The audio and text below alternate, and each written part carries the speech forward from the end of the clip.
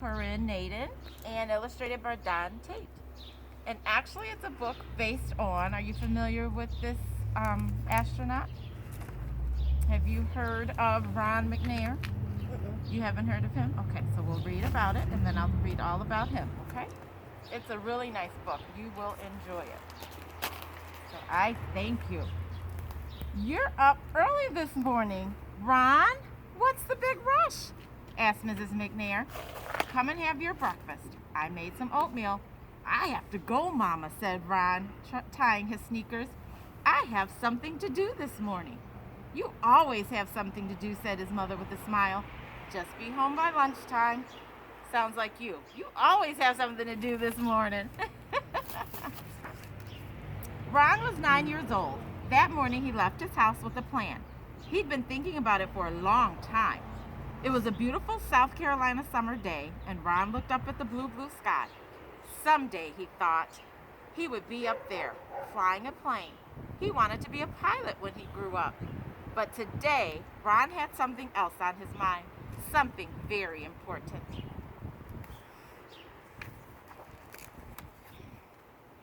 Down by the schoolyard, Ron saw his friend, Carl, shooting baskets. All right, you made it, said Carl. Hi, Carl, said Ron. I wish I could stay, but I've got something important to do. More important than basketball on a summer vacation, said Carl. Are you kidding? Ron laughed. He loved to play basketball, but not today. Today was too important. Ron kept on walking.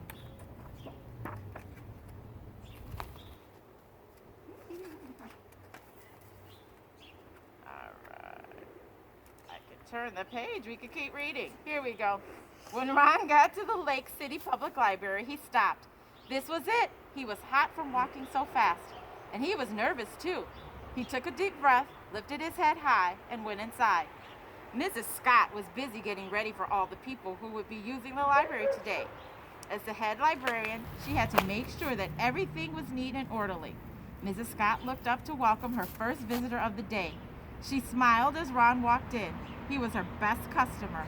Ron gave a little wave to Mrs. Scott and went right to the shelves. It took Ron a while to find some books. He always looked for books that showed children who looked like him, but it was hard. There were not many books about black kids on the shelves. At last, Ron found some books on airplanes. He took the books and started to walk to the front desk. Ron felt nervous, and his hands felt a little sweaty, but he knew what he wanted to do. Mrs. Fielding, a white lady who was often in the library, stopped him. You can give me the books, and I'll check them out for you, Ron, she said gently. No thanks, Mrs. Fielding, Ron said. I'm going to do it all by myself. But Ron, she started to say. Ron was already on his way to the front desk. He put the books on the counter. I'd like to check these out, please, said Ron. The desk clerk didn't look at him. Didn't she hear me, Ron wondered? Ron knew what he had to do. He jumped on the counter. He wanted the desk clerk to know he was serious. I'd like to check out these books, he said quietly. At first, the desk clerk and Mrs. Scott just looked at each other. You know you can't check out books, Ron, said Mrs. Scott. You can read them here. That's the rule. Only white people can check out books from the library.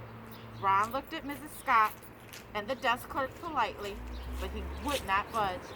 I always read them here. Today I want to check them out, said Ron. Mrs. Scott and the desk clerk did not know what to do. Ron wouldn't get off the counter. People were staring. Finally, the desk clerk called the Lake City Police. The police came right over. Let someone check out the books for you, son, said one of the policemen. You know the rules. But Ron just shook his head. He would not budge. Now Mrs. Scott called Ron's mother. Mrs. McNair came to the library very quickly. I know you feel bad, baby, she said, but you have to follow the rules. I can't, Mama, Ron told her. It's wrong. The rules are not fair. Why can't I check out books like everyone else? No one said anything. Not the desk clerk, not Mrs. Scott, not the policeman, not even Ron's mother. Mrs. Scott looked at Ron. She thought about all the times that Ron came into the library and all the times he sat at the tables for hours looking over so many books. He was her best customer, and she knew what she had to do.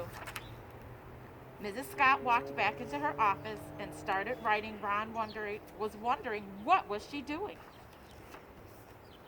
Mrs. Scott returned and handed Ron a library card. His library card. Ron looked at Mrs. Scott and smiled as he jumped to the floor. He thought he saw her smile too. "I'd like to check out these books, please," he said, handing the card to the desk clerk. The desk clerk took his library card and stamped the cards in the back of the books. "These are due back in 2 weeks," she said. Ron smiled.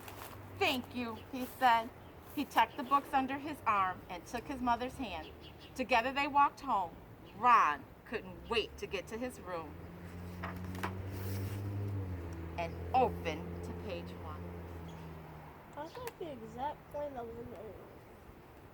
Say that one more time. That was like the exact plane that he seen in the air in the beginning. He was very interested in them, wasn't he? What did he do to make a difference? He didn't give up.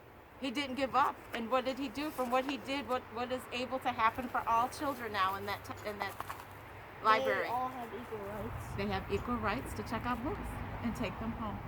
So I'm just going to briefly read to you about Ron McNair, who grew up as a man who wanted to fly planes.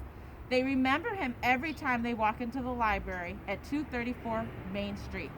The walls in the children's room were painted with pictures that show children reading books because of Ron McNair. "You could only be a winner if you are willing to walk over the edge," said astronaut McNair. He became an astronaut one day. Many years ago in Lake City, South Carolina, young Ron McNair became a hero. Years later in 1986, astronaut Ron McNair was once again a hero. But he lost his life when the Space Shuttle Challenger exploded on January 28th with the loss of the entire crew. The Lake City Public Library is dedicated to astronaut McNair, and that's in South Carolina. So if you don't already know about astronaut Ron McNair, now you do, and you can spend some more time researching him later on today. Thank you, buddy.